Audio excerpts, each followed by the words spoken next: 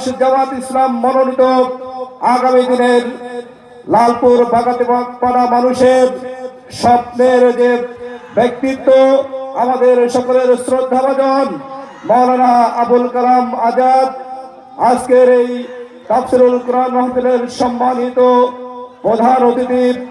এ পর্যায়ে আমাদের সামনে আলোচনা নিয়ে আসছেন মাওলানা আবুল কালাম আজাদ ভাই।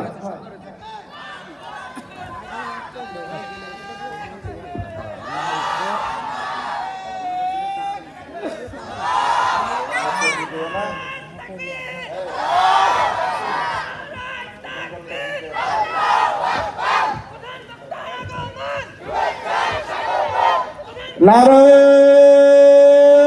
তাকবীর, নারায়ে তাকবীর।